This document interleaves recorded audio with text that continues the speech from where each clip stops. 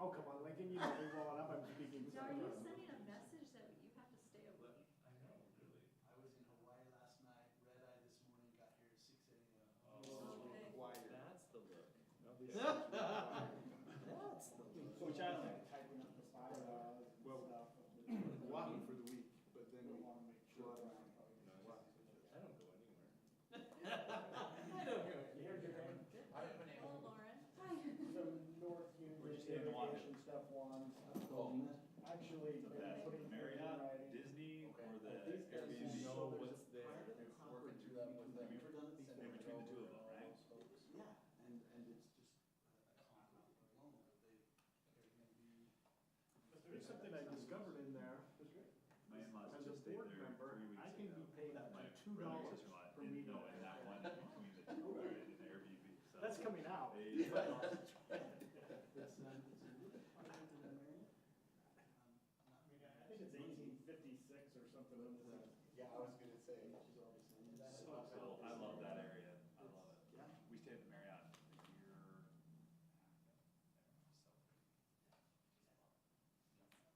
That flight stopped. Sorry, 1883.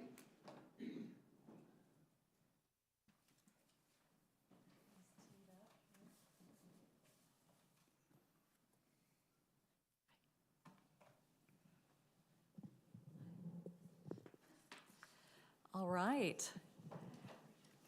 We'll get things started here this late afternoon. I'd like to welcome everybody here at 5:15 p.m. here Monday, February 5th, 2024, here in our Lindon City Council chambers. Grateful to have a full attendance here by all of our council members. And we will start off this evening first with an invocation by myself, Mayor Lundberg, and then a pledge of allegiance that will be given by Councilmember Jake Hoyt. Our dear gracious Father in heaven, as we gather this evening, we are very grateful for the moisture that we are receiving, and we pray that those that are being impacted by many difficulties of the storm can have blessings of safety upon them. We are also grateful for this opportunity to gather and do the business of our fine community together and serve in our various capacities. We're thankful for our many excellent individuals who give and serve throughout each day and week and month. We ask thy blessing this evening that we will have a spirit of cooperation and respect at all times with one another. And we are also grateful for those in our community. We pray at this time for Planning Commissioner Danielson and her child, and that blessings may go out to their little boy who's suffering from cancer at this time. And we are grateful for all these things and ask for these blessings in the name of Jesus Christ. Amen. Amen. The audience, please rise and repeat the Pledge of Allegiance with me. I pledge allegiance to the flag of the United States of America and to the republic for which it stands, one nation under God, indivisible, with liberty and justice for all. Thank you so much, Jake. All right, we'll start first with item number 1 on the agenda, which is our call to order and our roll call. So I'll start here on my right. Van Broderick, present. Jake Hoyt, present. Carolyn Lundberg, present. Steve Stewart, present. Lincoln Jacobs. Mic'd. Lincoln Jacobs, present. Okay. Cole Hooley, present. Okay, fantastic. All right, item number 2, this is presentations and announcements. We don't have any specific presentations by staff. I don't know if there's any announcements by council. Okay, seeing none, we'll move on to item number 3. This is always an open session opportunity for public to make comment for any item that may not be on the agenda this evening. Seeing none here to make public comment, we'll move forward then to item number 4. This is our council reports, where council members have an opportunity to share some of their activities and their various assignments and duties in the community. And I'll start with whichever end of it. Cole? Yeah, sure. Okay. Sure.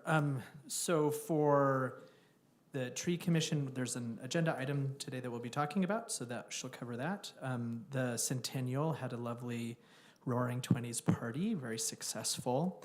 And next month, there are 2 activities. There's the Centennial Proclamation and then the Dowdle Puzzle Reveal, which will be excellent. So that's coming up. And then for the communities that care, they've are experiencing a lot of success. The classes right now, both youth classes are full. There's 7 families participating in the family class. They have an education night coming up at Timpanogos Academy and doing a variety of other activities, including bringing in key leaders in March. So lots of good stuff. What was the date on the Dowdle Puzzle Reveal? The 25th Of March. of March, yeah. Great, thank you. 6:30. At the community center.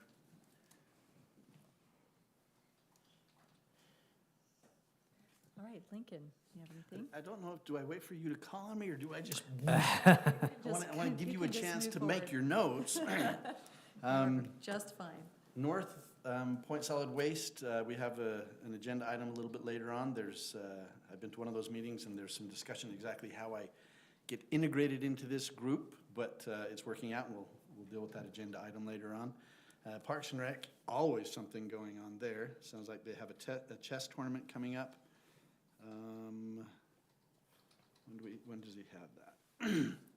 On the 7th, and you can sign up online. He's also got a new text service that people can use to help them get connected with Park and Rec stuff. You can see that online.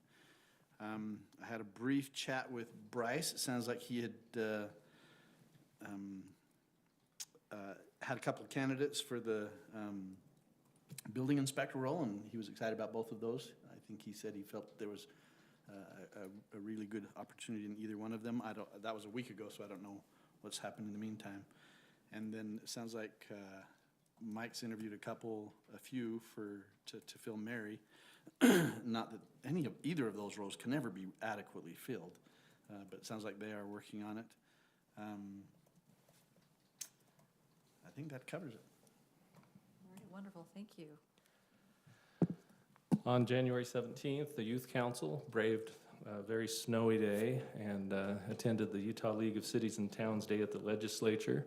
They were able to participate in a mock committee meeting, and one of our own members participated in that. They also got to meet 2 of our legislators and their aides, Senator Kennedy and Representative Stratton, who were gracious and kind enough to give a lot of their time to talk to the youth and give them some pointers and give them some good uplifting counsel. And appreciate Adam Cowie being our chauffeur and getting us safely there and back. All right, go ahead, Joyce. Couple updates from the PD. Always appreciate Chief getting us these updates. The last couple of weeks we've had drug, alcohol, aggravated assault, and theft arrests here in our city. And I think a lot of the time we think, oh, we're so protected here in Lindon. We don't see any of that, but we do see that. And but I think that most of the citizens would attest that it doesn't feel like it. And I think that that's a credit to our police department. We've hired a new officer, Brandon Jameson. We'll get an opportunity to meet him in a later meeting. Spent the weekend this weekend with one of my closest friends who is a member of another police department and been with several PDs throughout the county. And talking to him, I said, what do people think of Lindon Police Department? And he said, we're just held in the highest regard, and that people think so highly of Chief Brower. And it was just pleasant to hear that. It wasn't solicited. He doesn't know how close you and I are, but nothing but good things to say about the Lindon Police Department. So I was glad to hear that from someone who's in the industry. So other than that, the Chamber Gala, I think we're all invited. I think we all have a seat for that. That's February 8th at 6 o'clock. If you have an RSVP to Mercedes over there at the Chamber, please do. If you can make it, it's always a good event, and it's being held in Lindon, Walker Farms, so it should be exciting. That's all I got. Great, thank you. Just one item, attended the North Union Irrigation Company board meeting and shareholders meeting. Of note, Juan was elected president, which will probably be temporary as we work out some bylaw changes. And but Juan does a great job in a lot of ways, but there's reasons for him maybe not to be the president of both irrigation companies. But for appearances, but Juan does a tremendous job, the way he handles people, their questions, always that calmness and well-informed, and so kudos to him. That's it. All right, thank you very much, council members. Councilmember Hoyt will just be back with us in just a brief moment. Yeah, it's been a little bit quieter couple of weeks. Just wanted to give, for those of you that are new council members, I'd like to invite you to go to the league website, the Utah League of Cities and Towns, ulct.org. There is the conference coming up in the spring, but currently right now, due to the legislation that's going on in the legislature during our session right now, there's 45 days that they're actively doing hundreds and hundreds of bills for review. The league has on their website, ulct.org, a bill tracker. And you can go in there and kind of see what they're watching. They'll rate different bills that have come out of committee for potential vote. And just a couple that are out there right now we're kind of watching as we watch this legislative session. Especially with housing, we always see continued battering rams on the housing front. There's bills saying, trying to say that if a builder comes in and does what's called a starter home, because the governor has this initiative for 35,000 starter homes in the next few years, that it would take away municipalities' zoning right. Like it could be on any lot size, any material, no impact fees charged. Starter home that's what I keep asking everywhere where I go, what is your definition of a starter home? I would think that what was approved of recently should hopefully have some of those in that kind of housing type that we did recently. Anyway, so just things to look for.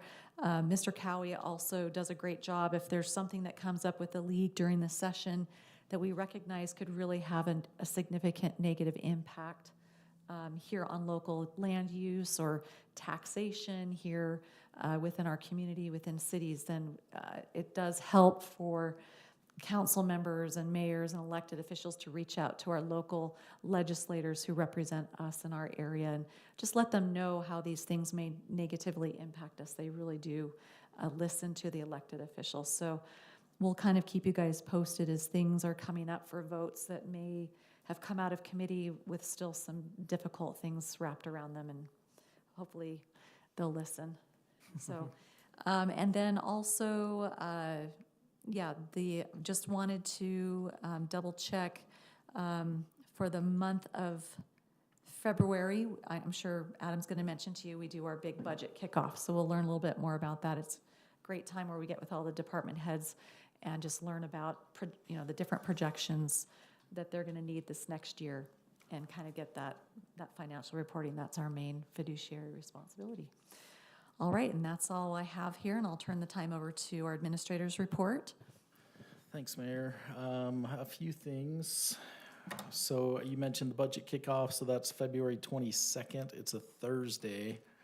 We'll meet here in this room, and that's a working dinner, so we'll provide dinner, and it's typically been a couple hours, and so we'll go through big picture issues, more significant things coming up in the next year's budget. Now, that takes place on a Thursday, and it's in place of a regular council meeting? It is that week. We have a holiday on Monday. Is that what okay. And so that's why we bumped it to another night, is because of the holiday on Monday. And so, so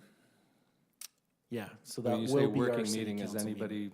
able to attend that, or is Yeah, it it's just public, it's okay, here, we just set that's- up some round table, or actually we set up a big square rectangle shape, and the public is welcome to come and listen. And yeah, it's Thank an you. open meeting, so they can watch you eat dinner. let's see, on the spring ULCT conference, so I sent out an email if anybody wanted me to register you for the conference. I had Steve, the mayor, and Lincoln. Anybody else want me to register you? Would you register me as well? Yeah, I booked my hotel, okay, so I'm in. I've already registered. Okay, and for any of you on a couple of those nights, if you're bringing a spouse, there's an extra fee for a dinner. Nobody's planning on that? Okay. Then we had that joint Lindon and Orem City Council meeting in April 25th at 3. That'll be at the Orem City Council chambers. Just put that on your calendar. I listed a few of the legislative updates, more significant issues that may impact Lindon. There's dozens of others. These were some of the more substantial ones.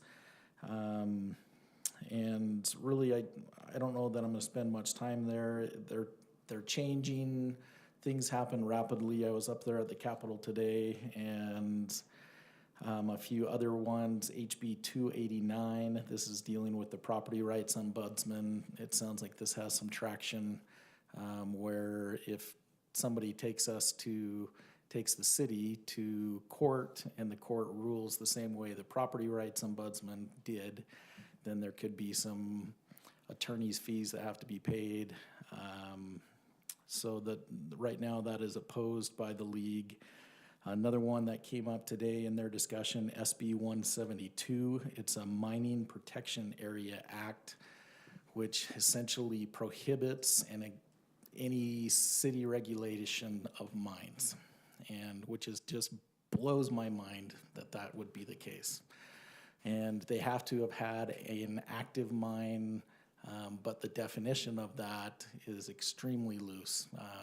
And glancing at that, it looks like you could have turned a shovel in the last 50 years and still call it a mine. I mean, it was pretty loose. And so you cannot, as a city, enforce any nuisance regulations, time, expansion, anything. It was a 100% preemption of local authority.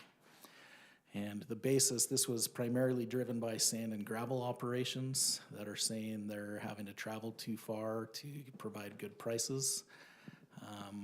And so meaning that they're outside of Salt Lake County or something of that nature, and then it's increasing costs, which I think that was understood, that yeah, that's a cost increase for somebody that needs those, including cities. We would be a big purchaser of that aggregate.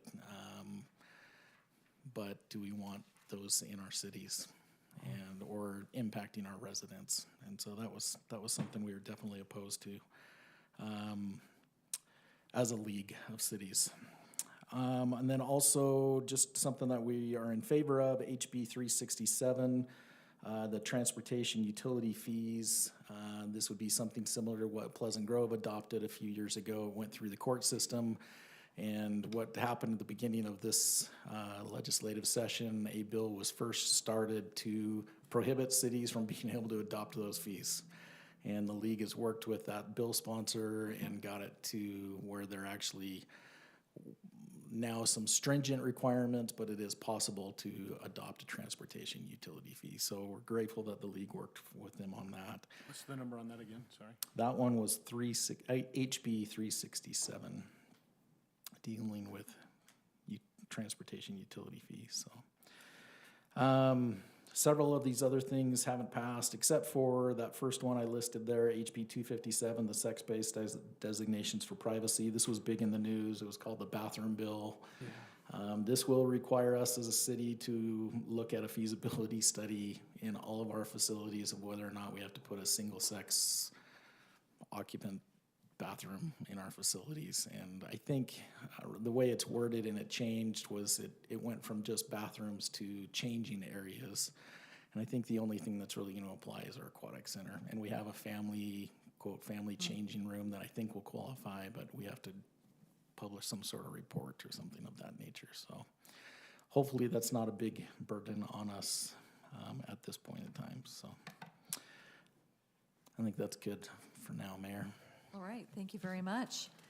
All right, so we go now to item number 6 on the agenda. This is the approval of the minutes, and I have a quick question for staff. Do we need to approve also the minutes from January 25th? Those weren't ready, and so we'll get those, On the next yeah.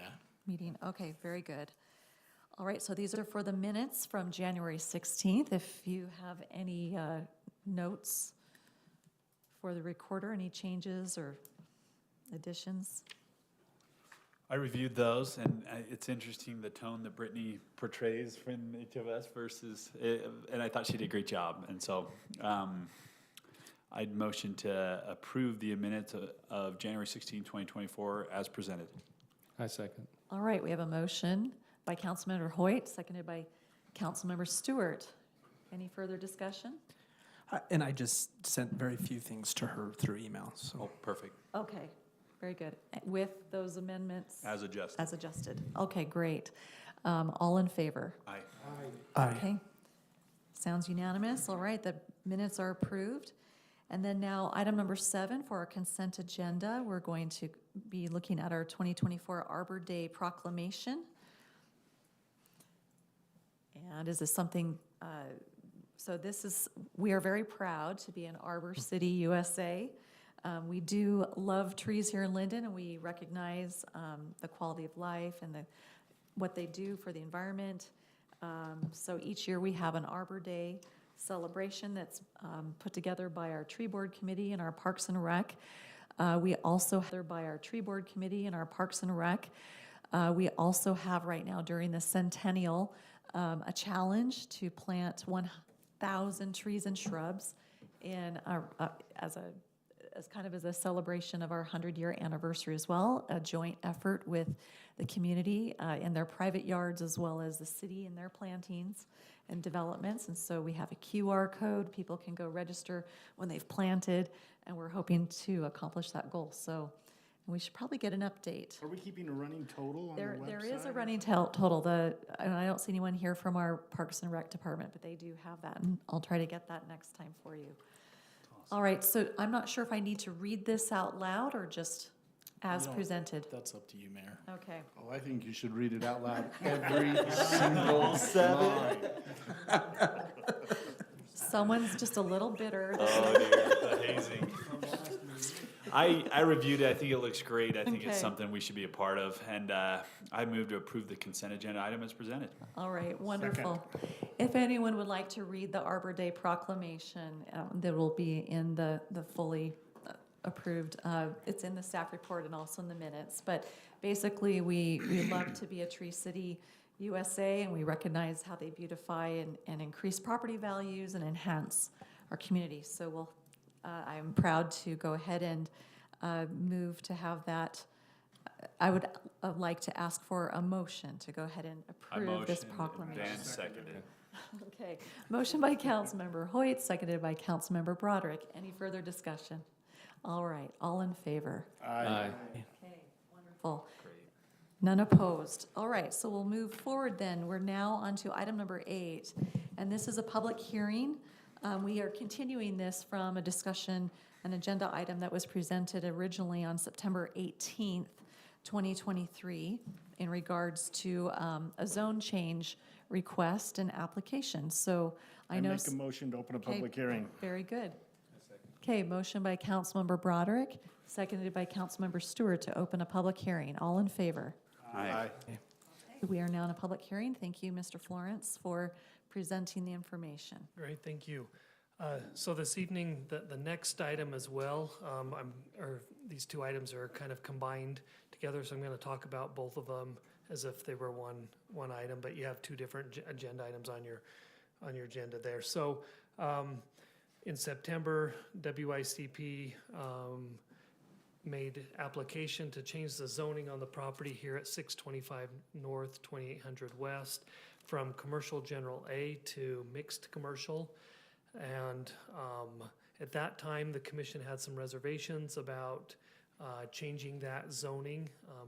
We're going to talk a little bit more about Mr. Weldon's proposal that he's brought before you this time to see if those change some of the thoughts of the council. So you're hearing this evening a zone change request, And then we've also on your agenda have a development agreement request as part of this.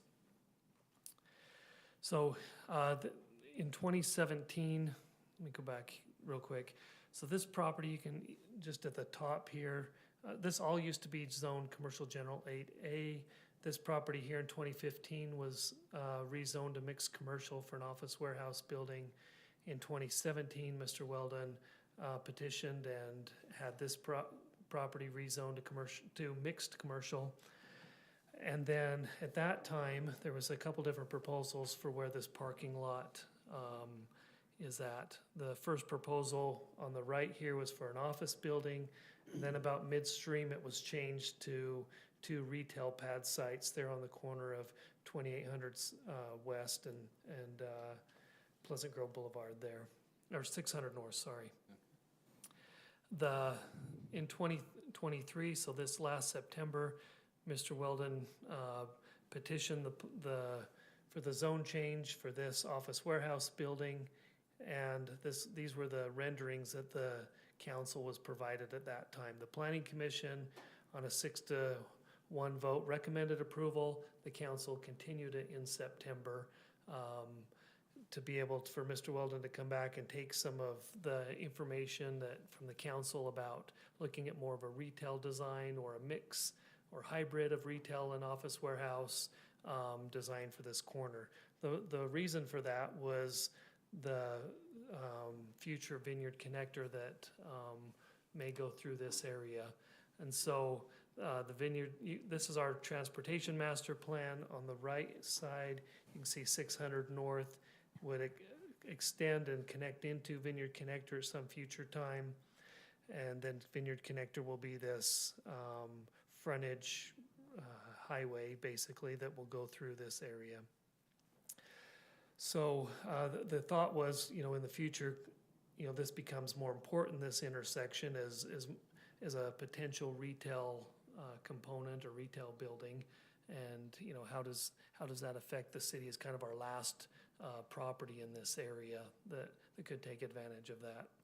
So Mr. Weldon took that information from the council and has come back with the proposed renderings. He's made quite a few changes, you can see from this concrete tilt-up building, which the new building will still be concrete tilt-up, but he's tried to add some retail components to that site. So he's added better materials to the exterior so that will cover the tilt-up concrete. So these are very similar materials to the office building across the street to the south, both of those office buildings. So you have a mix of architectural metal and architectural, more retail-looking lighting. The stucco is more of a granite-type look, similar to the office buildings.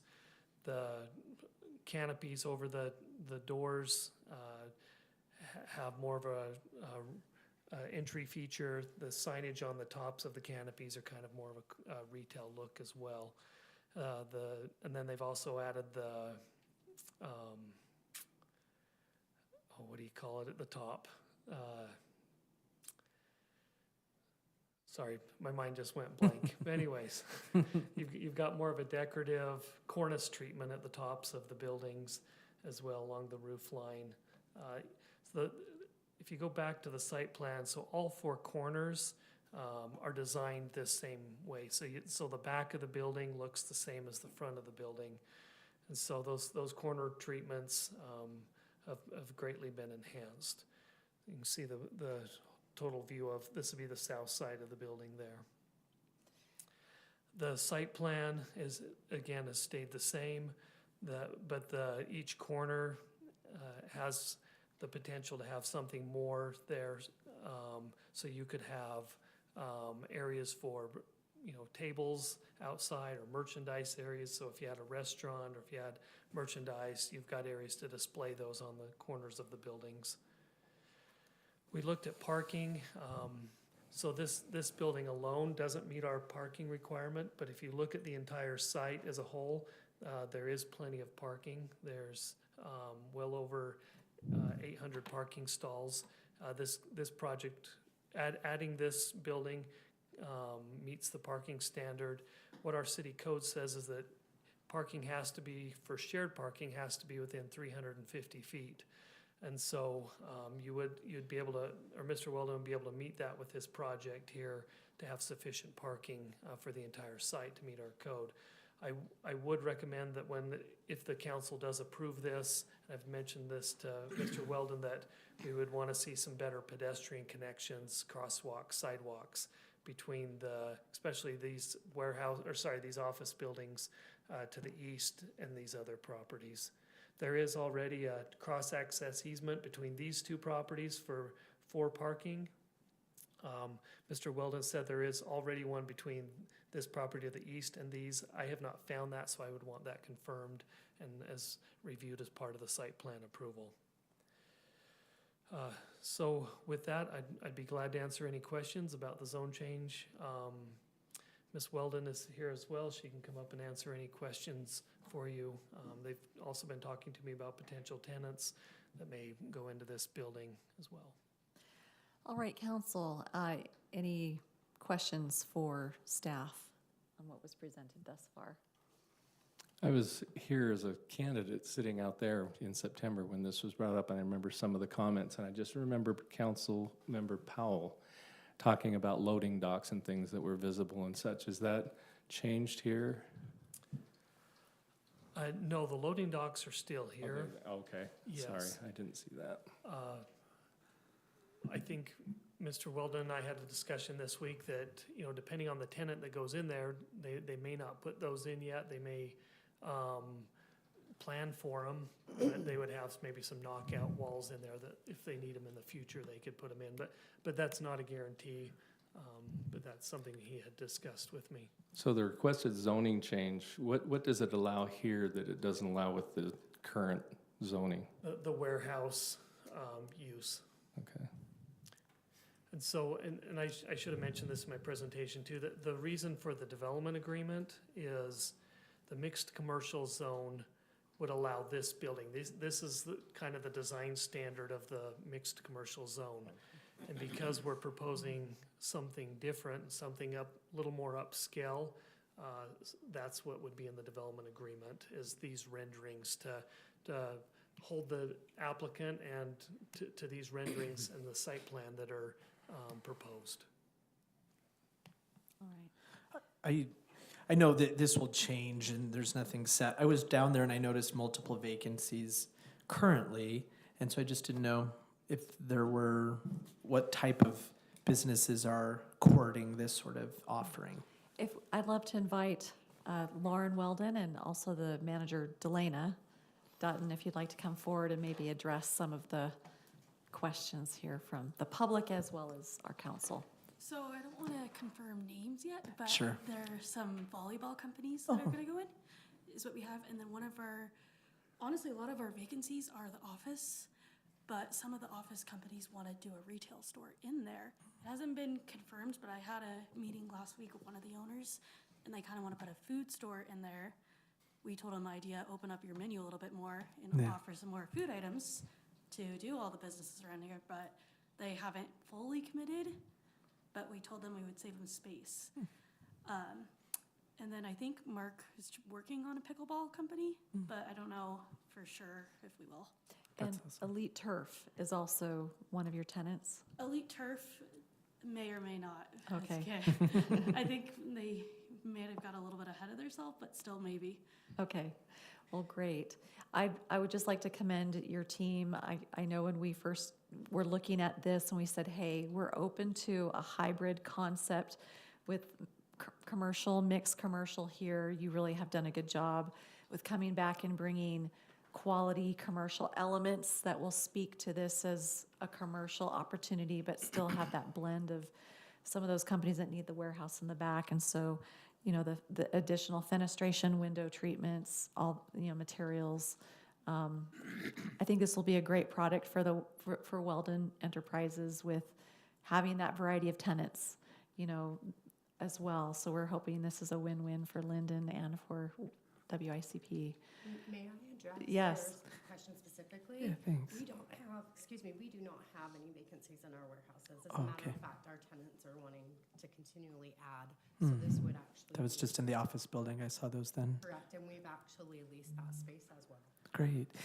And so with the parking, I don't know if it was in the minutes that I saw with some of those ideas. Those are great, those would be really great. I think the parking realities shift wildly, between some of those things with hotspots, with tournaments or whatever. So looking at the shared parking, some of the, thanks. So the office buildings on the east, what sort of structures would be put in place to make parking in those lots a viable option, but to still use the new building?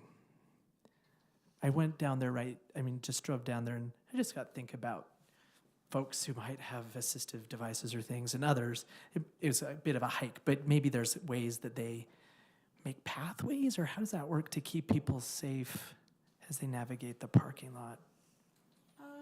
We could put crosswalks, like Mike said.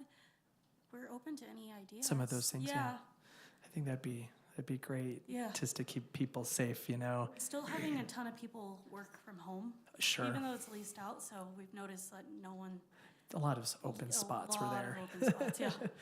Yeah, it was more the movement of people, Yeah. and not the number of stalls I No, that was makes too sense. concerned about. But But we're open to any ideas besides crosswalks.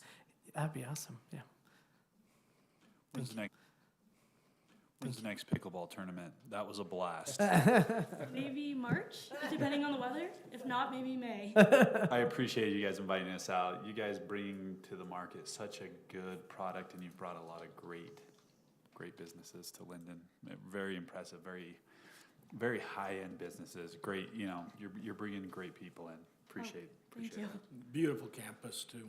Thank you very much. As a newbie who likes to read way more on the motions than he actually should, I was also in the audience with that last proposal.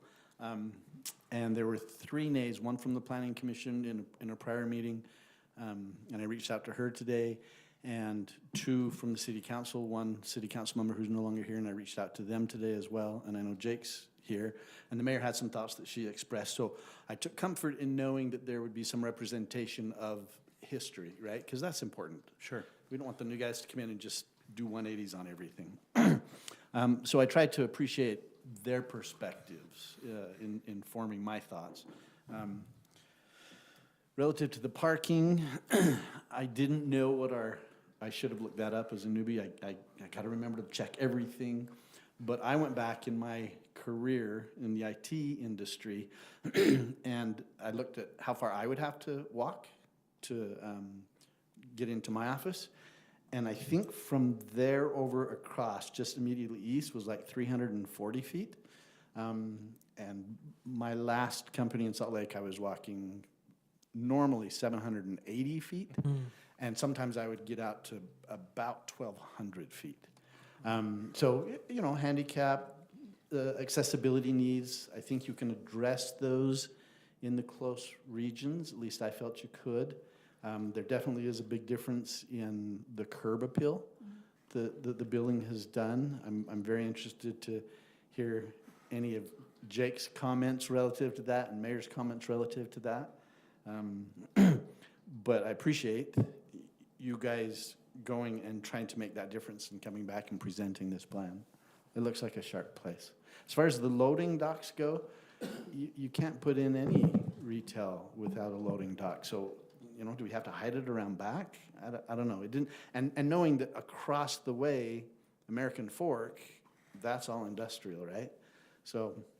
You can see there where they have them. Yeah, Yes. I spoke with Mayor Frost, and there's a medical device company is going to build across the way there, so is the plan. But yes, so Mr. Florence and I both had active involvement with their team and giving feedback on things to tweak and improve as we saw On different this? renderings. On this one? Okay. As different renderings came across. So there was a good collaboration there, I would say. About the loading docks, I think we also put it on that side so they wouldn't be a view from the nice office buildings. People aren't looking at that all day. So if it's on the side where just the road is, you can't see it from your window. Sure. And I believe what was discussed was putting them, because I asked the same question, and in the back, it was a matter of big trucks navigating through that narrow and through the Yeah. parking lot area, so it just no, that made makes sense to sense. stay where they are. And I think if they do go in, there's gonna be kind of like a wall Yeah. to there's sort the- of visually block from the street side as well. You can see that little bit of a wall right there. It wouldn't cover, you know, the semi portion of the vehicle, but you can see a little teeny wall there. The one thing I did not get a chance to ask you all, because I have spoken with several restaurant owners that we're working to bring to Lindon, and certainly this could be a possibility. Are you installing the commercial kitchen grease traps in Yes. those corner units so that they could have a restaurant operator Yeah, we in the will. future? Okay, that was one thing that they brought up to me, that they find properties that they want to go in, and then they can't accommodate them for that. All right. If that's important, how do we capture that in all of this? Again, the newbie. I think How do we, they're- how do we sorry. capture that to make sure that that actually happens and it's not just miscommunicated or changed later? I think they're already in every single building we do have, because some of our industrial buildings, they need them for whatever they're manufacturing. So we don't want to ever have that problem later. So Mark puts them in anyway, just to make accommodations for any possible tenant in the future. They're a little bit of an expensive investment for Right. the builder or the landlord, so not all retail strip mall locations, it's not necessarily common that they're automatically there. So it has to be sort of a forethought of wanting to have that type of a tenant. It wouldn't be hard to add Yeah. a provision in the development agreement to capture that if they're Yeah. willing to do that, but. Yeah, I think Mark would be happy to put that in. Okay, I could double check with him, but I don't see why he wouldn't. if it's something you guys are already doing. and, Yeah. we could call that out just to be sure. And that's one of the beauties of this, for those council members that are new, is for this zone change, we're also entering into a development agreement, which then speaks to tying sort of the expectations between this party and the modified zone to have this commercial architectural standards and opportunities within the mixed commercial zone, so that they'll perform as expected and have to meet that development agreement. So if you just gave the zone change, someone could technically never build it, and then another person could buy the property and, you Right. know, but this will sort of be a understanding of a guarantee of the collaboration will be dependent on what was agreed upon mutually by both parties. So, staff, I see Michael Yeah, nodding and his head. I was just going to say too, with the accessible parking and access, it does say, you know, it's got to be within 350 feet from buildings or uses being served, and shall have safe and convenient pedestrian connection provided between the shared parking and the building or use. And so when the planning commission reviews this for site plan approval, you know, if those need to be added, they'll be looking for that as well, so. So we don't have to add that language, it's already. That's in our part of city it. code. Yep. Did this go back through planning commission again, or just the original August planning commission? It didn't go through again? Correct. Perfect. This is a public hearing, so if anyone from the public would like to ask a question or make a comment. Chief? All right, seeing none, I'd entertain a So I motion. still had a Okay. question. We talked about grease traps. How about hoods? Do you put the hoods in at this stage, or is that something you do later if there's gonna be a cooking? That's something we make the tenants pay for. But You do that in a tenant improvement then? yeah,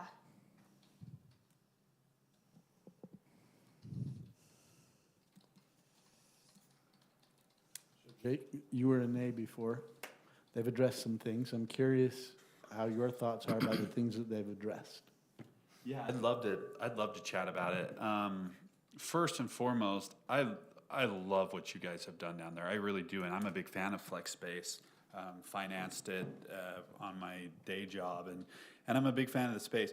For a long time, for a very long time, it's been the lowest vacancy rates in the state. Went to a lunch with Brandon Fugel. He spoke to a bunch of bankers. He said, it's finally switched, and it's still very low vacancy, but retail has passed industrial for a lower vacancy rate, which I thought was interesting. Retail, I felt like died in our first term as council members. It just went away. Everything was going online. Amazon had taken over. Retail's coming back slowly. Vacancy rates there are going down. For those new council members who haven't been through a full budget cycle, when we dive into our budget, and Kristen can attest, Lindon City is so blessed with sales tax revenue. We've been able to keep our property taxes second lowest in the county, I believe, because of how blessed we are with sales tax revenue, which comes from a lot of retail. And so for me, it was never about, architectural as much as it was opportunity cost. By changing this to mixed commercial, we lose out on this becoming retail, full retail, which philosophically, sales tax revenue for us as a city, that's just how we have set up our budget. We're very reliant on it. And that concerns Adam sometimes. He'll tell you that when we go through a budget cycle, because it is one that goes up and down. But it's part of what makes our job so much easier is per capita, you look at the sales tax revenue that we have, we are very blessed. And it's because of retail. And so for me, it's an opportunity cost. I think this correlates really well with a property down by Home Depot, where they came in and they said, hey, this has been your CG zone forever. Switch it to mixed commercial so we can put flex space in. We switched it, and a month later, Kia came in and said, hey, we want to put it there. And we were like, oh no, we just switched this, so this could be mixed commercial or flex space. And so we had to we had to bend over backwards to switch it back and make it. And so it's interesting because for so many years it sat in a commercial zone. Kia could have come for 10 years and it didn't. And so for me, it is, could this be something else? It really comes down to that. Could this be great retail? Because if it is, then for me, I'm probably a no. And so that's where my thoughts have been today, and that's why I was originally a no. Could this be great retail? And I think that Mayor and I went out to ICSC. It's the biggest retail convention in the world, I think. And we spoke with a very prominent grocer, and we were talking about 700 North, and Mayor's incredible at how she sells 700 North. And we were saying, come to 700 North, prominent grocer. And they said, we like Lindon, but we like the other side of the freeway. And we were almost like, what? No, 700 North. And they were saying, no, the other side of the freeway, Vineyard Connector is going to come through. And so I think that Vineyard Connector is a game changer. And I think that would allow for some really great retail right there. I think that will become prime retail, and maybe as prime retail space as we have in Lindon City when that Vineyard Connector comes through. That's a long time, and that's frustrating for a landowner who's ready to move forward now. And I understand those frustrations. I commiserate with those frustrations, especially for someone like the Weldons, who have been nothing but great to this city. And what they've done is awesome. You guys really have brought a high class, high quality product to this city. And I don't want to diminish that or the relationship. Mayor's all about relationships. And so it's hard. I find myself very much on the fence today because of that. Not to mention, Van and I have voted against each other. I can count on one hand how many times, and this is one of them. And so it's like, well, if I told my wife that if Van's that way, I probably am wrong. So with that said, I think the opportunity cost, the potential for this to be really great retail is there. This could be really great retail.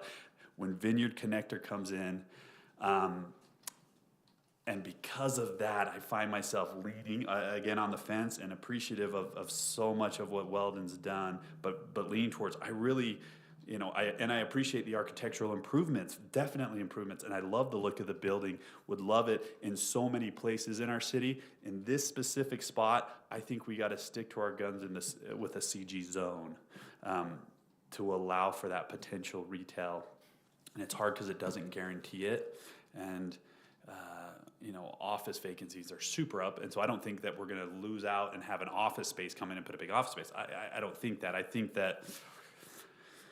that retail's making a comeback, and I think that there's some potential as soon as the Vineyard Connector comes in. So those are where my thoughts are today, Lincoln. I appreciate you asking.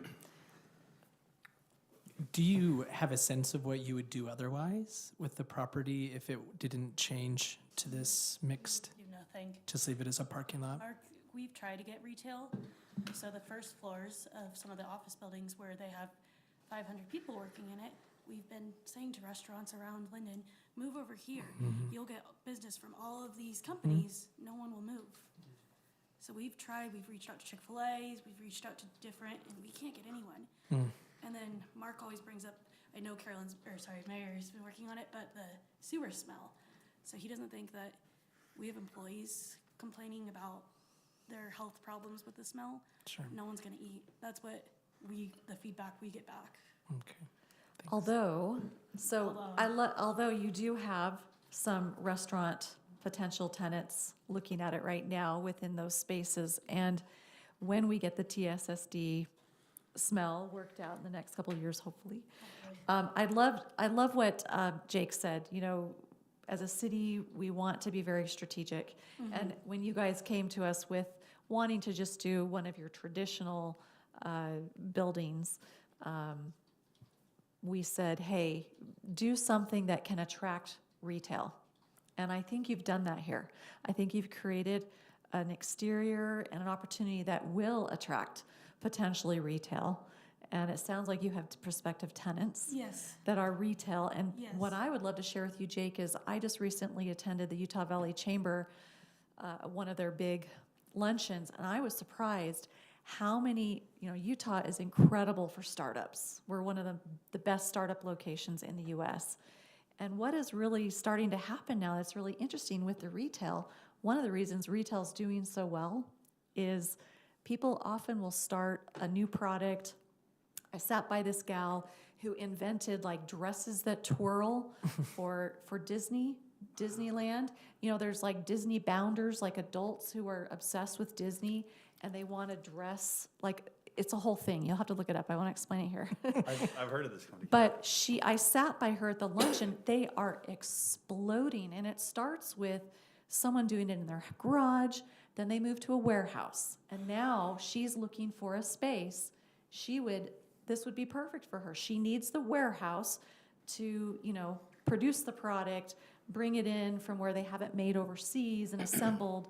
But then also she's ready for a storefront now because she's getting Instagram famous, right? And this is where I think we could see this retail also is not just the traditional brick and mortar building that citizens come and buy. It's also capturing the sales tax revenue that's done in the warehouse. We've seen that with doTERRA. Everything that happens in doTERRA and their warehouse and fulfillment, we capture the sales tax. The point of sale is distribution within the state of Utah. We don't capture it when they ship outside the state, but whatever they ship in state, because the distribution of their warehouse is in Lindon, we capture a tremendous amount of sales tax. So to Jake's point, I think this is a fantastic kind of, I think we're being innovative here in a sense where we're going to have that beautiful, classy retail look and feel in the front, which hopefully gets some of those cool traditional retailers. But I think with the hybrid in the back, we're going to get like those startup companies now that are growing and needing a space that do generate sales tax and do also need a little bit of the warehouse in the back. So I don't think have much of an opportunity cost in that sense. You know, the Weldons have owned this property for a long time. They're not looking to sell it. They've put in a lot of investment and effort to take this leap. It's a little bit outside of their wheelhouse of what they've done before. They've really responded well. So I'm grateful for that you've made that investment to bring this back to us in this fashion. So thank you. So you see it very much as a transition area, kind of like what Fazari did, right? They started, they were mostly warehouse, very few people went in, and then they built that new place over on Geneva, and it's got a great customer visit retail thing. Something like that can fit right there really well. But unlike the Fazari building, which is just a plain gray box warehouse with great careful. signage. Be careful, Great I'm a signage, biker, I like that but this building. is going to, so that's where, and I think, and this is what we talked about with the Weldons and their staff, was leave this so that someday as things change, right? We're constantly evolving the economy and the different industries that are doing well.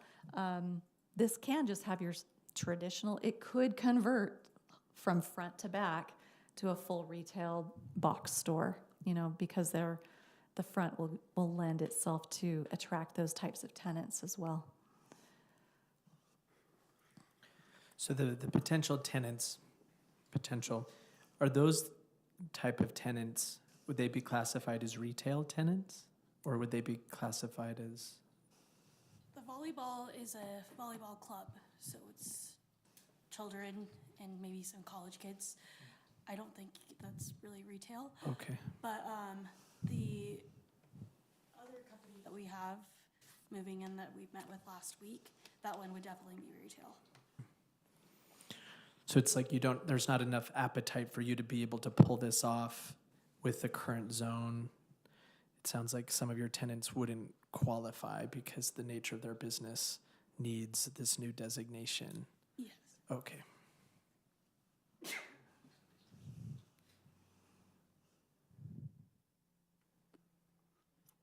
I think I'm all about possibility and potential, and Jake speaks to that. We've taken some moves here in the city to buy some property for that kind of thing, where we kind of create a little better situation for us on 700 North. I know we don't have a crystal ball, but the Vineyard Connector is way down the road as far as I can tell, and I think I'm inclined to look at this as a really nice kind of win-win situation, kind of transitioning. I don't know if I'm as comfortable waiting for something that may or may not happen the way that it's outlined right now for the Vineyard Connector. And to even look at the property we have, it doesn't appear to be a lot of area left there. So I'm just saying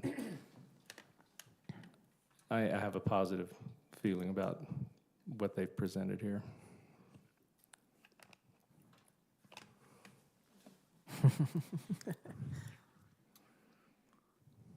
You ready for a motion? We need to close the public That's the hearing motion I first. have in Thank mind. you.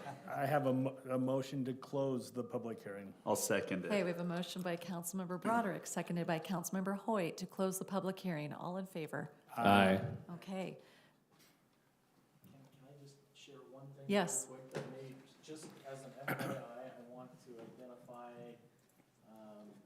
some of the tax values that do come from property tax. We haven't talked about that. A lot of this has been sales tax.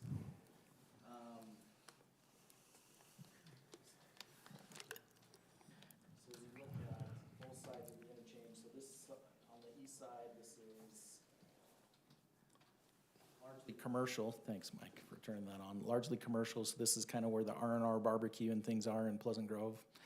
So this parcel right there that I just highlighted, this is Pleasant Grove's tax rate, which is higher than Lindon's. They get about $3,400 a year in property tax off of that retail building. Certainly, they're getting some sales tax off of those restaurants that are in that building. This industrial building that's just immediately north of the parcel we're looking at. This is $13,400 that was paid to Lindon City last year in property tax. And so for a similarly sized building, you're probably looking at that 13,000-ish per year just in property tax, whether it's full or not. And so that's looking at value of the structure in the building itself. And then individual businesses, as they come out and build out those tenant improvements, that may increase the value of those. So just as an FYI, I just wanted to bring that to your attention. So a building where a parking lot is that has very little value, the value of that property being 2.6 million with the building on it, the value is 16 million. So you're increasing in property tax that would come in by putting a structure there. So just as an FYI. Those that are new on the council as well, if you could kind of show the Weldon campus, so to speak, that we're talking about the entire area of investment here. So this is sort of So- contiguous. Let's see, turn on the air photo here. Yeah, the Weldons currently have, so the two office buildings in the corner, and then these two properties that we've kind of been looking at. All of these are within their portfolio.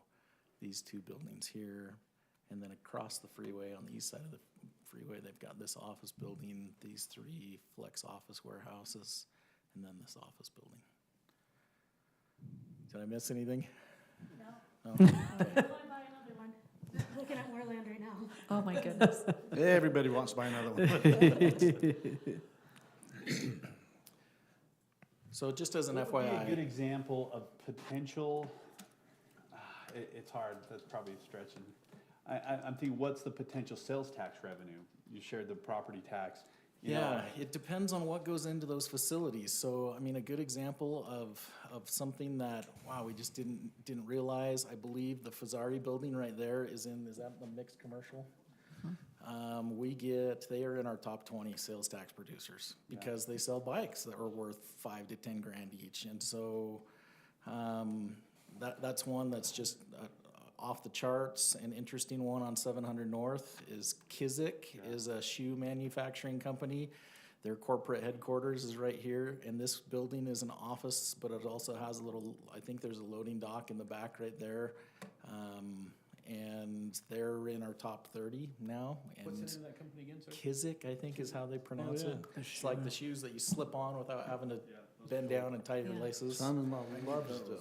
I think this Versus like and it is currently CGA zone, right? You'll have to help me, Mike. What's Yes, the current zoning? I don't know. Which one? north side of 700 North We're CGA, right? Oh. It's one of the, Village. I mean, when the So- TAMS building went in, I remember there was some angst over this, because this was a flex warehouse type of building. And so we just didn't know exactly what we were gonna get there. It just depends on what we get in some of those flex office spaces. I mean, in our industrial zone, some of our largest taxpayers are the truss plants. And so they're not retail, but they pay taxes when they buy those trusses, and it's tens of thousands in purchases. And so we have several auto dealer locations that are not in retail zones. Yeah, doTERRA is an example that was mentioned tonight. Roofer Supply is another big one in our industrial zone. They're in this parcel right here. And it's kind of all sorts of, they sell roofing materials, shingles, nails, materials that you use for building and construction, but they're always in our top 20 sales tax producer. and if it were to develop the way the Pleasant Grove side has developed with more traditional retail, you know, restaurants, for example, what type of sales tax revenue could be expected from that? I guess what are some restaurants in our? That's You know, hard. and this is We're just not off the top of my head. Do you have that sales tax report? Like look up Wendy's in the 7-Eleven up here. Yeah. Look at, Oh, okay, I won't use that because technically that's proprietary. So why don't you look up, I'll just, yes, I can just say so. a top restaurant in the city that sells, Yeah. one of them that sells fast food. Fast casual or fast food?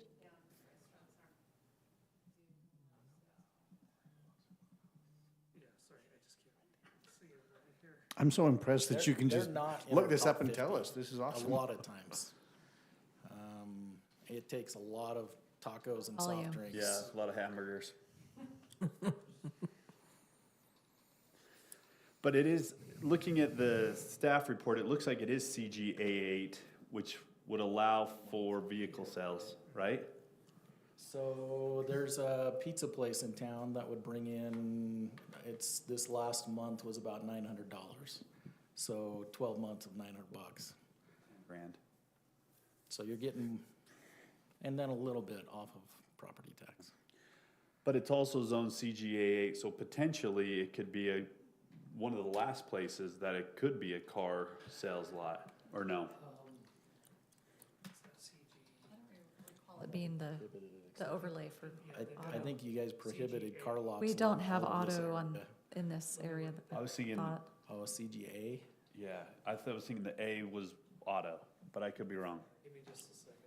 It was on the 700 North corridor that You guys happened. get sales tax What? from insurance? No.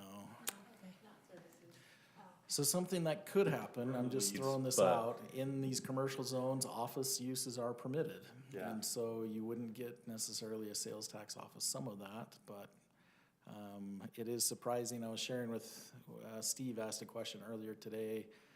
We have a few computer companies, national brand names, Apple, Dell, Hewlett Packard, and almost every month they'll show up on our sales tax reports. And after talking with the county assessor a few years ago, what we think those are occurring primarily in some of our business parks where they'll have a tenant finish, and you come in and finish that for a new call center every few years, and you're buying all new computers every couple years, and your point of sale was this location, and we just generated Bunch of 10 or sales tax 15 or revenue. $20,000 in sales tax off of the 1,000 computers that got sold in Lindon, so. The CGA8 does allow a car dealership. So it could potentially, one of the last places that could, I'm not saying it would, which would be significant sales tax dollars.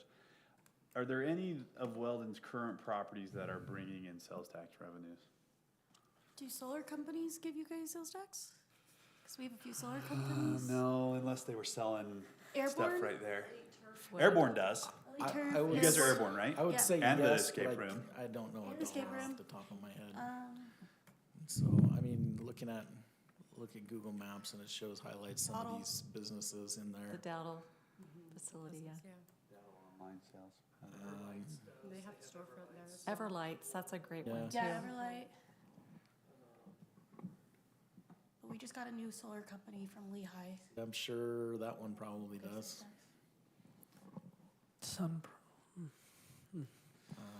But yeah, we could look into that if you're Yeah. really interested. But it's No, we're in the interesting. weeds.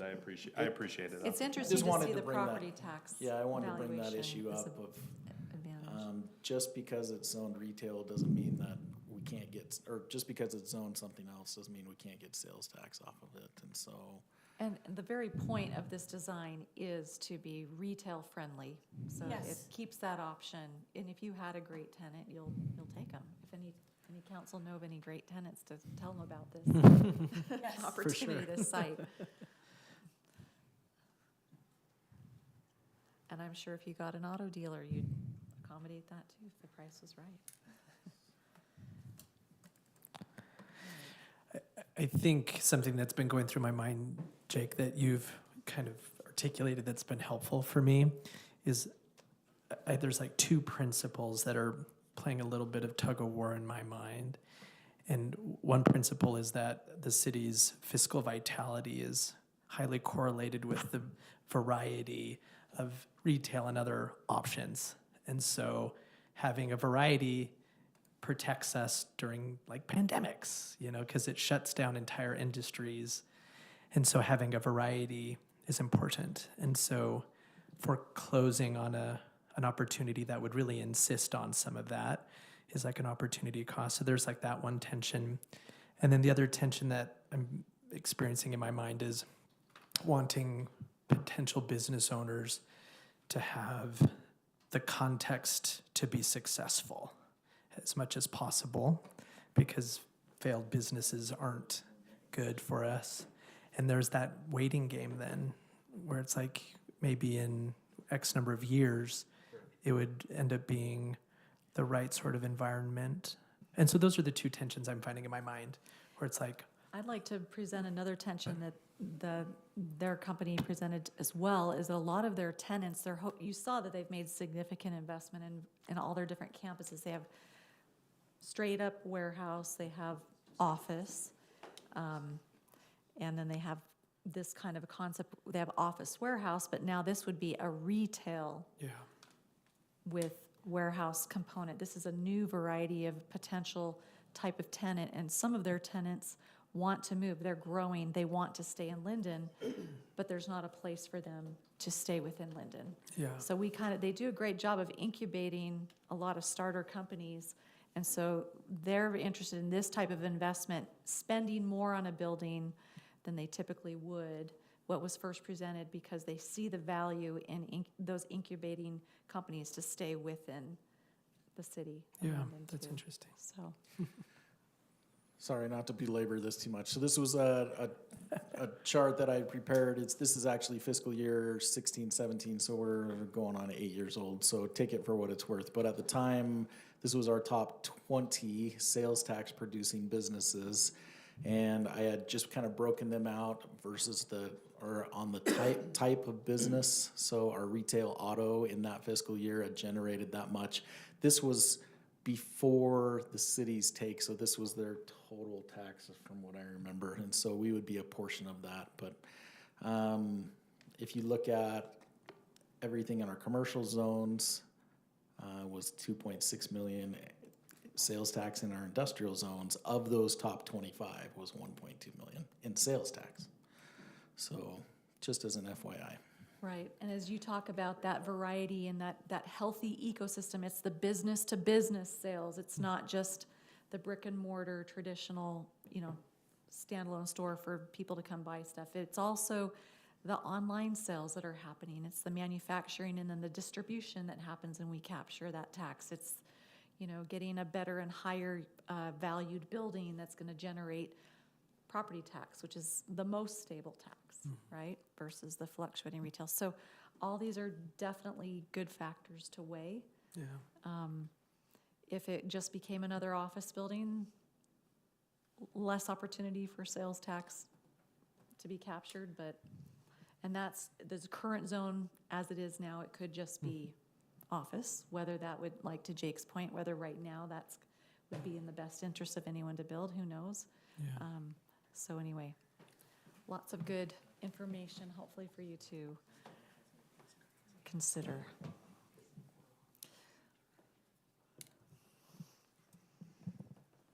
Any further questions for our applicants? All right, thank you. Thank you. So much. All right, well, we do have a motion before us. Is there any further questions for staff or discussion among council in regards to this application for the zone change with the development agreement that will follow? So you said the wedding between the zone change and the development agreement. Big things can change, right? I mean, I know one of the tenants south of there that was going to occupy that big office building because of COVID and everything, they're not there. So if something radically changed and that this dried up, the opportunity to build it as is, it remains that zone, but the only thing that could be built there would be that thing. Mixed commercial, anything within the mixed commercial zone could be built there. Anything. So the development agreement, what is it Oh, that's a good. framing in? So we're framing in this building, so that site and those renderings. So it's this, And if something were to dry up on the developer's end, they would have to come back and present some A new sort of building. amendment or something. I don't know what the technical language would Yes, be. they'd have to amend their development agreement. Okay. Hopefully what it protects the city with not now having, like they flip it and sell it. Yeah. And now someone else comes in and just does a basic, warehouse again. Yeah. Protection on both sides, for sure.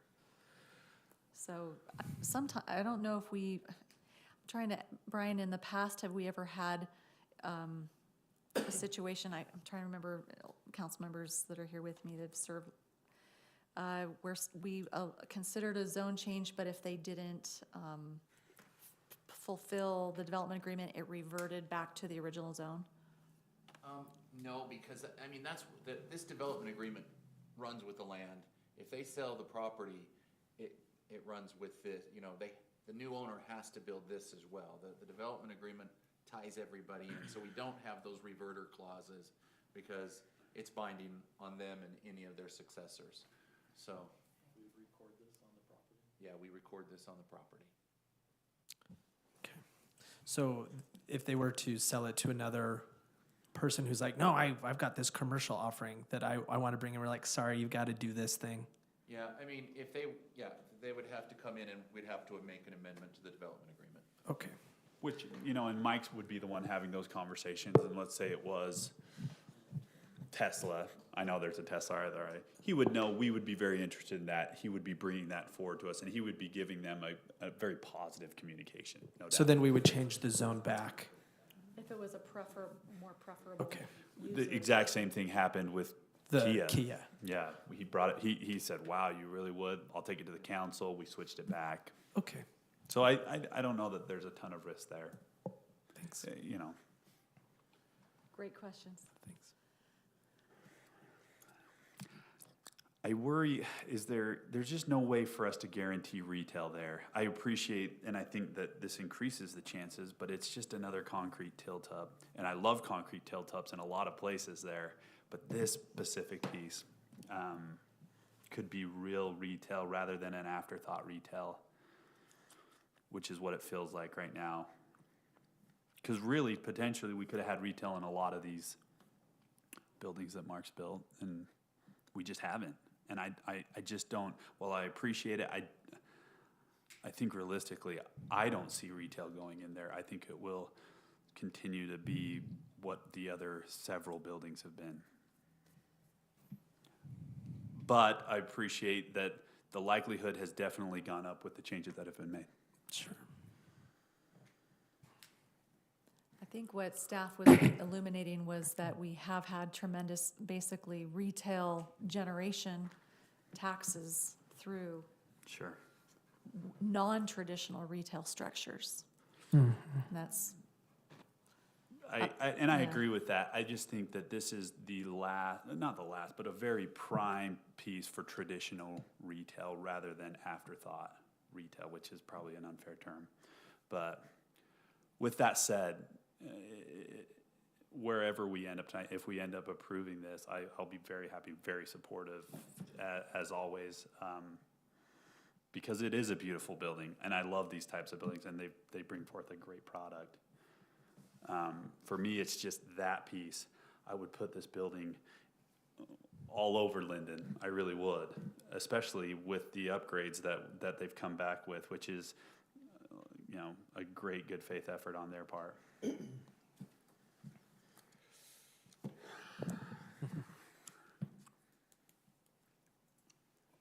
well, I think you've heard from both Jake and I. We both see this a little bit differently. I think we have an opportunity in front of us right now, and I think the very points that Jake's bringing up are the exact points that we spoke with the applicant back in September, was that, you know what, this isn't gonna work to do the zone change as presented. Come back, work with staff, take our feedback. In good faith, we could hopefully come up with a plan or design that will invite the retail. And that's what they have done in this instance. I think the building will invite retail. They say they have some users looking at it now, potential tenants. And as things evolve and change, what I love about this building is it keeps the possibilities wide open for traditional retail or otherwise. And like we've seen, about half of our sales tax does come from not just Walmart or Home Depot. You know, a huge chunk of our sales tax comes from these variety of other industries, and it's keeping that ecosystem. Now, yes, if we had Tesla came to us and said, we want this site, which they didn't. They went to PG. They did look at Lindon briefly. That's just a big question mark. If we let it sit vacant, there's an opportunity cost. I think staff has provided, there's the opportunity cost of a parking lot, what that generates in property tax for who knows how many years versus, you know, a $20 million building or whatever this is going to cost in today's market to Well, I think construct. Mike, we looked it up, right? So it's about $2,000 in property tax, I think we get from it as a parking lot. Versus 13 as a Building. As a built out. So those are the, and I think this applicant's willing to, they want to have retail go in here. That's what they've been trying to drive, and we do have the daily needs there that might be needed by some of the workers, although the worker demand hasn't been as high recently. Those buildings aren't full with the daily workers like they once were. But what I like about this is it leaves that opportunity as market changes, as things shift and pivot again. This will look like the quality of something that someone as a retailer like the Bounder Dress Company could go in here and have their cool storefront and still ship everything, and we'd be capturing the sales tax that they ship out in the States too. So don't know that we could ever get a big, you know, a number top 5, you know, sales tax situation like Jake says. I've not been aware of one. On this site, the one he mentioned was looking at a little bit different location. That's fair too. He was not looking at that side. Absolutely not. And I If that see was our different. city administrator has a comment. Just for clarification, so we've mentioned the property taxes that Lindon would receive off of something there. Keep in mind that we are only a 10%-ish portion of the taxes. And so on that office warehouse to their immediate north that Weldon's owned, their total tax bill was $122,000 in 2023. And so 89,000 went to the school district, 13,792 to the city, 12,385 to the county, and special service districts received 6,900. So there's a lot of taxes paid on those structures. It's just not all coming to Lindon specifically. Action, because we keep our property taxes low. We're like second or almost lowest in the whole county right now. So because we have, to Jake's point, a fabulous, you know, development here in our community. So we're grateful for that. We've had a lot of great foresight and luck with what's been developed here, and I think guiding forward and being strategic is super important. So anyway. So, you ready for a motion? I am, yes.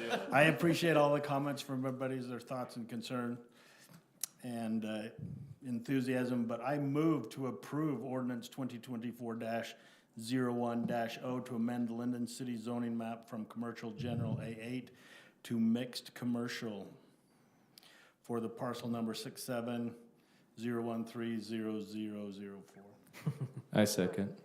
All right, we have a motion by Councilmember Broderick, seconded by Councilmember Stewart, and I'll bring this back for discussion. We're going to add into the development agreement the grease trap language for potential restaurant infrastructure. Okay, all right, that's for the next. Thank you. All right, back. Any further discussion, council? All right, we'll bring it to a vote. All in favor? Aye. Any opposed? Nay. All right, as noted. Thank you. All right, moving on to item number 9. I'll turn this back over to Mr. Florence to present the development agreement that's associated with the zone change. Yes. Does that mean it's approved, or does that mean we have to keep on? No. Oh, it's approved? Thank you all. It- We got one more though. It's looking good. Be nice if it just made sense, right? Like, I'm gonna do another one until everyone agrees. I don't say I in any other situation when I say yes. You Just know? a majority carries, so three is a majority. Thank you. Hey, guys, still liked it. And wishing you all the luck. You'll be the first client to go through the door at the retail. I really hope we'll get retail. You're We will. awesome. We will. All right. All right, so we have prepared resolution 2024-06-R that would approve the development agreement. The council would be authorizing the mayor to sign that development agreement. So again, we're approving the renderings with the materials, architectural details, and the site plan. And then you would make your motion to include that staff add the grease trap requirement to the development agreement. Who crafted the agreement? Who wrote it? It was Mike and I. In-house then, okay, thanks.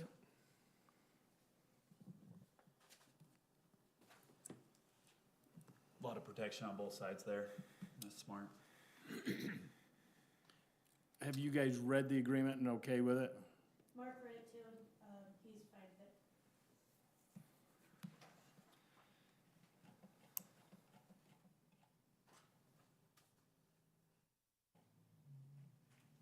All right, any further questions?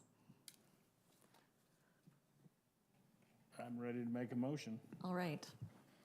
I move to approve resolution, whoops, wrong, I went too far. And I don't see it in there. It says to see staff report. So it's back in the ordinance amendment one, Is it there in, amendment one.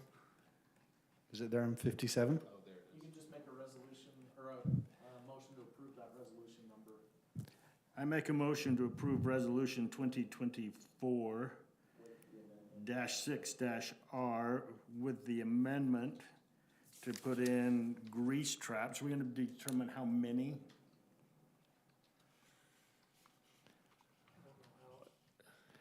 I don't know if there's a requirement for, if they can share the same one or if Right. each unit needs. Lauren items has on that. the applicant has raised their hand. On our other buildings, we usually do one, and then several companies can use it, and it connects underground. Yeah, so would it need to be like one on each end? And that they two can do that? Okay. I don't know the, I don't know either for sure. We usually only do one, but I can ask the architect to do one on your side if needed. So for the purposes of this motion, we'll just say sufficient There you grease go. traps to Yeah. adequately support potential restaurant use. Does that Perfect. sound? Yeah. Very good. that's what I said. Okay. Great. Second it. And I get credit for it. All right, thank you. We have a motion by Councilmember Broderick. Do we have a second? I second it. Okay, seconded by Councilmember Jacobs. Any further discussion? All right, seeing none, we'll call the vote. All in favor? Aye. Any opposed? Nay. All right, just staying consistent there, but we you have a Oh, it majority kills me. again. That's two. It's like doubling all the times I've voted against, man. It kills me. Right, thank you very much. Thank you, you too. Thank you. Well taken. I just have a hard time making somebody wait 30. All right, we are on to item number 10. This is a review and action to amend the street name in Anderson Farms. Somewhat of a matter of housekeeping is my understanding, so go ahead and let staff present that. Yes, so Ivory Homes notified me that they had made a mistake on the plats. They had recorded two street names with the same name. So you've got Briarwood Lane that's part of Plat G, and then you have Briarwood Lane that's part of Plat E up here in the corner. You can see that here on this aerial is the portion they want to change. There are not any homes that address off of that little street right there. And then with what was approved with our special meeting on the 25th, Wheatgrass Lane will come through here and line up with Briarwood. So they would like to change this portion of that little street to Wheatgrass Lane as well. Again, nobody addresses off of that. Briarwood is right here. You can see highlighted in green. That's one they want to remain as Briarwood.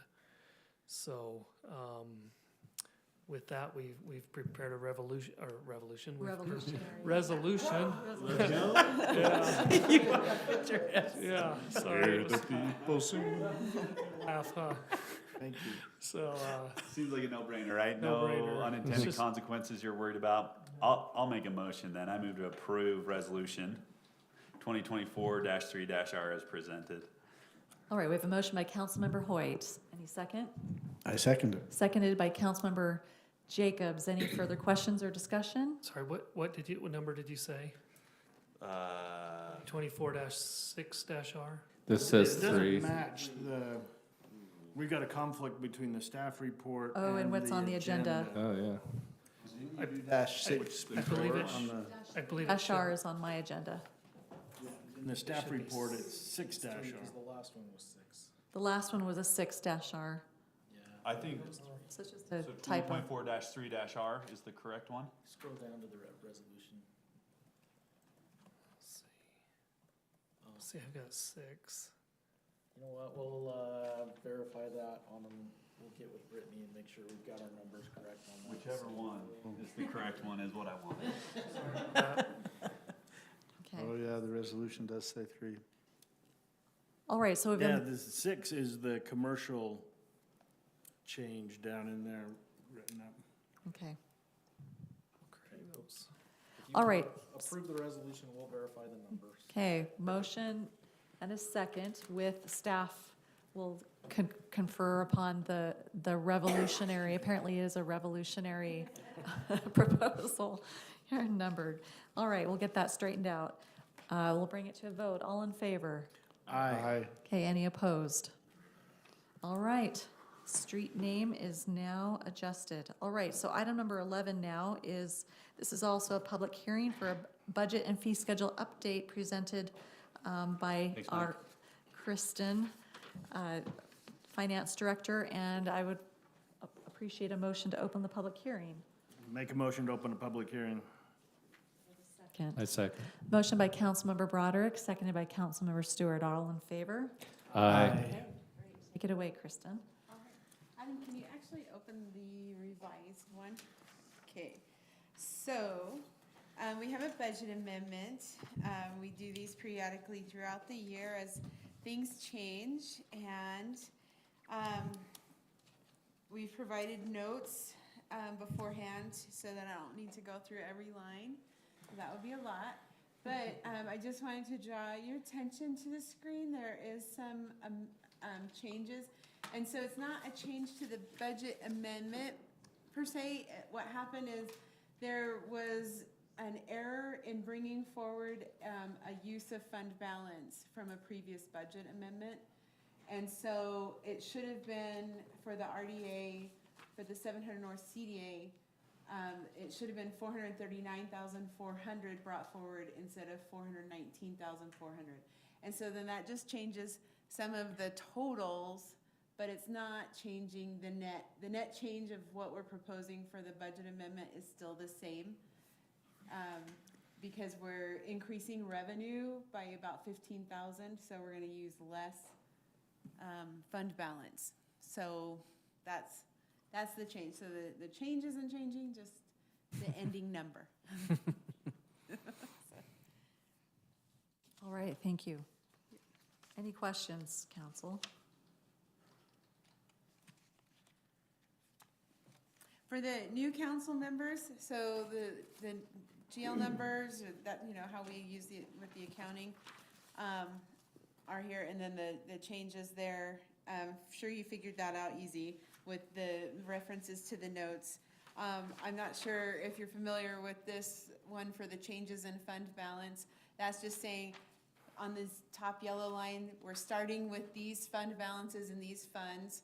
That's government accounting. We get to do fund, you know, like envelope budgeting and spending. And so then these are, you know, like different kinds of changes, revenues and transfers and expenditures and transfers out. And then what we expect to end with again in yellow on that. And these funny little numbers down here are basically, so where it says 6/30/24 fund balance $4.8 million. A percent of revenue is 32%, and the state requires us to be above 5 and below 35. And we try and stay as close to the 35 as possible without going over. So. Great. And then in this middle column is just some typical, like, just giving you examples. Like if we were right at 35, the amount would be 5.2 million. If we were at 25, the amount of fund balance, and this is just for the general fund, is 3.7 million. So that's what that is. So just so you know a little bit better. And could you, with the lease revenue building, you're just shifting it to its own line? So, correct. So we had a Government Accounting Standards Board rule that we needed to enact this year in accounting for lease revenue and where we've got a contract. And so it's easier to do that accounting if we break it out into its own separate line. So we have other lease revenue that the city receives, like through cell tower leases, through, trying to think what are some other things, but it's, a good chunk of change. But the auditors just said, hey, can you just break this out on its own line? And so that's where we've been receiving it. So it had a zero budget at the beginning of the year. And so I'm just breaking that amount out of our general lease revenue. Okay, thanks. Any other questions? Yes. Thank you very much for those clarifications. So we will typically do a budget amendment about every quarter. So we'll adopt the budget in June. It's effective July 1st, and then usually October, we're doing a budget amendment. Early in the first part of the year, this time of year, we're doing another one. We might do another one. We'll do actually a couple through the budget process.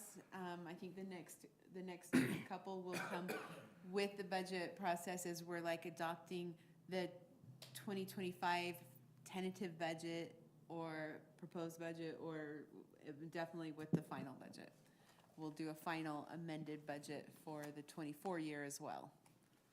Right. And that's because sometimes certain funds are not expended as planned based on Right. whatever, or, Right. And yeah. as the pool opens, surprise, we need this. Yeah. So, yeah.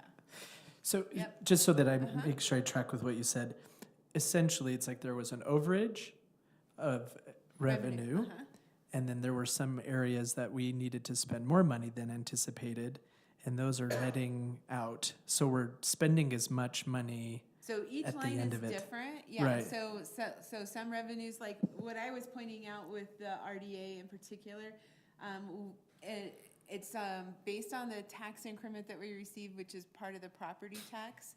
And so that's a calendar year. So then the county sends it to us in January. And so we got it in January, and we're like, woohoo, we got more than I budgeted. So we updated the budget to reflect that, and then decreased the use and fund balance. But then there's other times when we're having to increase an expense or decrease an expense, like for note 9, the purchase of the capital asset, it actually decreased because Juan wanted to get what was it, dump truck, yeah, and then he's like, yeah, it's not happening this year.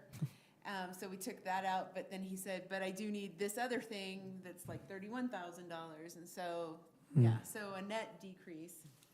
So it's just, we're just adjusting as the year goes on, as things change. And we do this because there's shifts at the line level, but the whole checkbook is balancing, it looks like. Okay. Thank you for keeping it simple for me.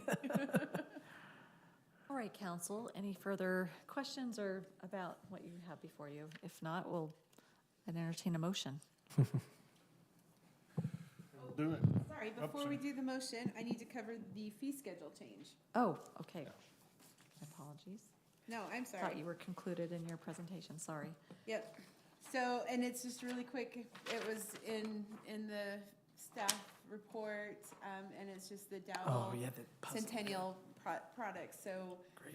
so we can sell the puzzles at an established price and any of these prints.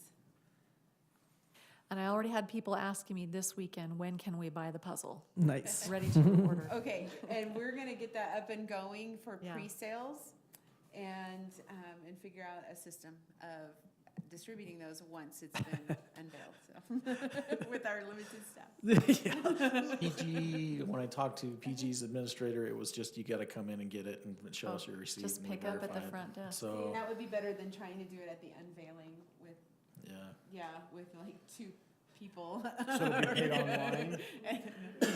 Line through Express Bill Pay. As a youth council to help It's, with that. what do we use our utility billing? You use it, I'm trying to see how I would use it for the puzzle. Be in charge of handing those out. We'll figure that out, so. All right, if everybody's okay, I'll make a motion. Yes, please. I move to approve resolution 2024-4-R as presented. All right, motion by Councilmember Broderick. Do we have a second? Okay. Seconded by Councilmember Stewart. All in favor? Aye. Aye. Okay, any opposed? Did we Right. need to close the public hearing before we did that? Oh, That's what I was wondering too. I make a motion to close the public hearing. I'll second it. back that up. Okay, motion to close the public hearings. Seconded. Seconded by Councilmember Hoyt, presented by Councilmember Broderick. All in favor to close the public hearing? Aye. Aye. Aye, okay. And Now just my swap motion those. still stands. And then motion, It's on that other one. all right, very good. Thank you for that reminder. Okay, that moves us now to item number 12. I'll move to recess to the Lindon City Council, or to recess the Lindon City Council meeting and convene as the Lindon City RDA. All right, motion by Councilmember Hoyt. Do we have a second? Second. Seconded by Councilmember Broderick to recess to the Lindon City Redevelopment Agency meeting. All in favor? Aye. Okay, we are now in the redevelopment agency. You can see that agenda there before you. So we'll go ahead and first have a call to order. And I know sometimes we just say an aye on the call to order. Mr. Hawes, is that, Going into the RDA, that's. we need to do the ayes Yeah. versus present. So we'll start down here. State your name and aye. Aye. Sorry, I spoke over you. Cole Hooley, aye. Thank you. Lincoln Jacobs, aye. Steve Stewart, aye. Carolyn Lundberg, aye. Jake Hoyt, aye. Van Broderick, aye. All right, very good. All right, we do have some minutes to review from December 4th, 2023. If you've had a moment to look at those, if they look to be in good order or not. I had an opportunity to review them, and I would motion that we approve the RDA minutes from December 4th, 2023. Second. All right, we have a motion by Councilmember Hoyt, seconded by Councilmember Broderick to approve the minutes. Any further discussion regarding the minutes? All right, we'll bring it to a vote. All in favor? Aye. Any opposed? All right, the minutes are approved. And now item number 3 on the RDA agenda is to have another budget update again. A public hearing, motion to open a public hearing? Correct. Yes, we do. The second.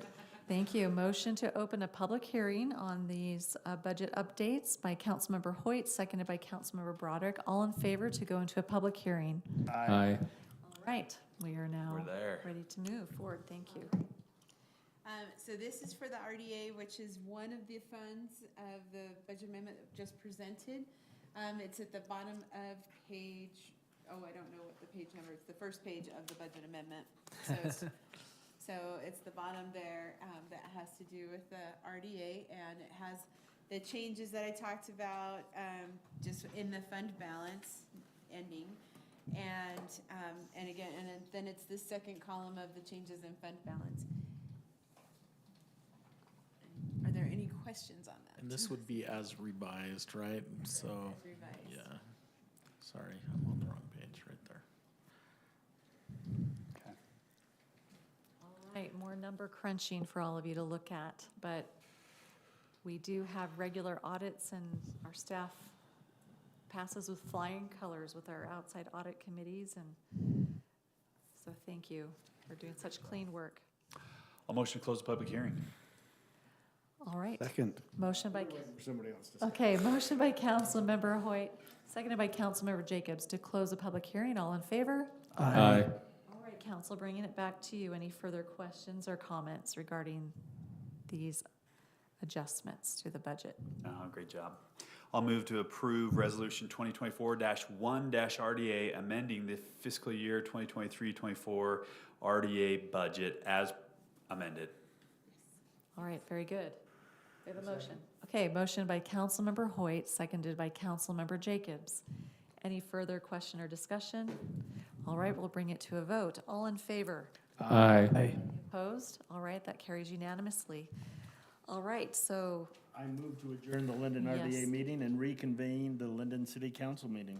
all right, very good. We have a motion by Councilmember Broderick to adjourn and reconvene. Do we have a second? Aye, second. Okay, seconded by Councilmember Stewart. All in favor? Aye. All right, we are now back into the regular council meeting. We are on item number 13. This is a review and action regarding the North Point Solid Waste Special Service District presented by our city administrator. So we had a request from North Point District there. They, Mike Venturi is willing to continue serving on their board, and their board met and voted him to continue as the chair. And the county realized that they had to go through this 30-day notice period, and we had already appointed Lincoln to fill that role as our board rep, and so they asked if we would reappoint Mike Venturi, because we can do it faster, basically. Reappoint him to remain as Lindon's voting representative, with Lincoln being an alternate if Mike is unavailable. And this allows them to move forward with their board meeting next month. And then they were noticing for 30 days, this public notice, the intent to appoint Mike as the county at-large representative. And I wrote in here, in case there's a hiccup, this is a 45-day time frame. And then if something happens, the mayor is number 4 here.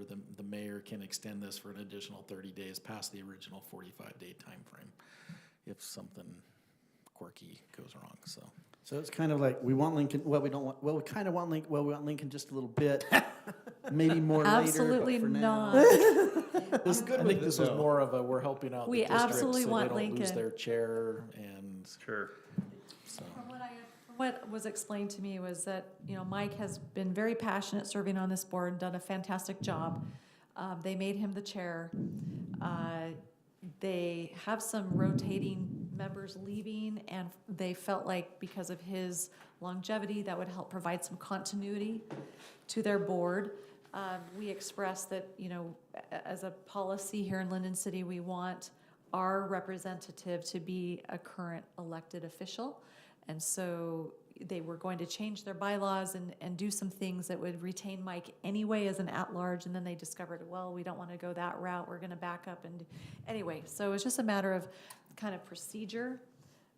This is what they asked us to accommodate. So the full intent is, Lincoln, we hope you start going and learning all about I have been garbage. going, and I'm all for the continuity. This was a great discussion, a Okay. great thing to have happen. We hope you get just as passionate about trash. I'm passionate. I am passionate. All right. Lincoln, okay to vote on this one? You should. Okay. Last time I made a motion, I totally failed. I move to approve Resolution 2024-5-R as presented. Would you read that resolution, please? Not I necessary. second it. Okay. All right, we have a motion by Councilmember Jacobs, seconded by Councilmember Hoyt. All in favor? Aye. All right, go forth and serve. All After right. his long day, we're picking on him. All right, we are now on item number 14. This is also a review and action regarding the Union Pacific crossing agreements. I am so excited we are Oh, this is here. a home This run. day has come. All right. So this has taken us a couple years to get these license agreements with Union Pacific Railroad ready to go. We are working on extending the Lindon Heritage Trail, which it runs from the foothills, goes through our tunnel down here in the City Center Park, down Lakeview, and then 800 West, and then over to Geneva Road, goes underneath the freeway, if you haven't been on this, and then follows this drainage, the Lindon Hollow Creek drainage. And you can see the asphalt trail there.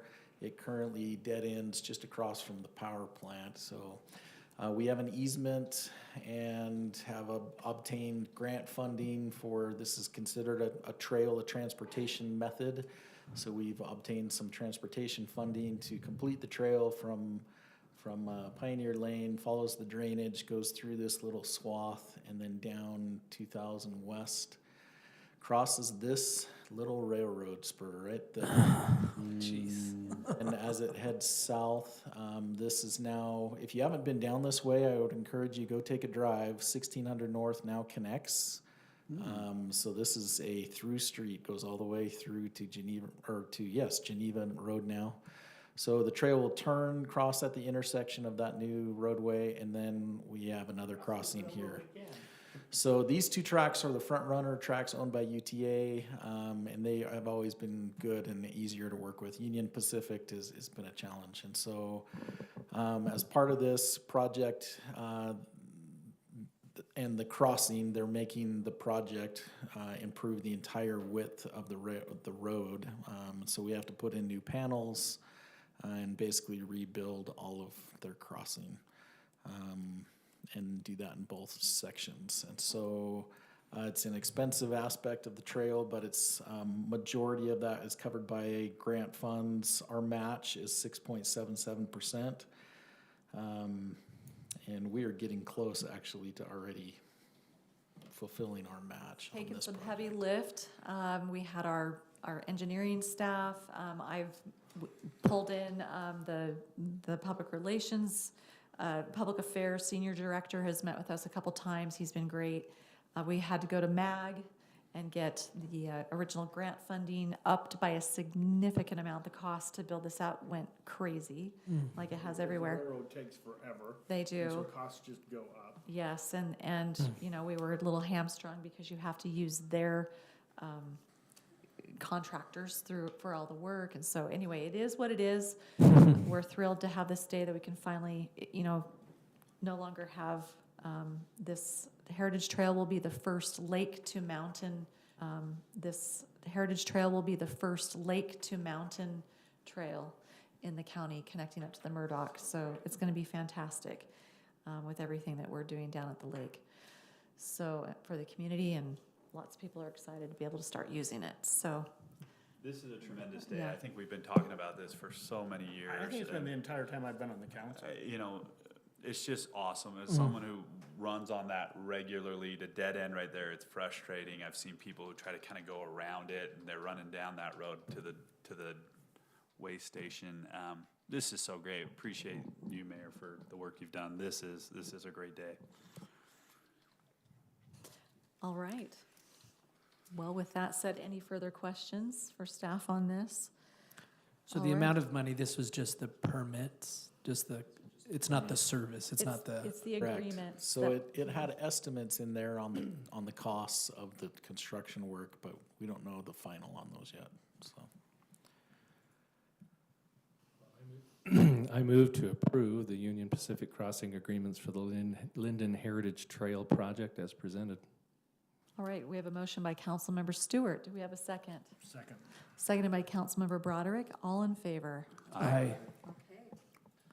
Thank you very much. All right, we are now on item number 15. This will be a closed session to discuss deployment of security personnel devices and systems. So we will turn off the recordings and the streaming at this time. And once this is completed, then we will come back for the final item on the agenda for the master services agreement with Flock Group.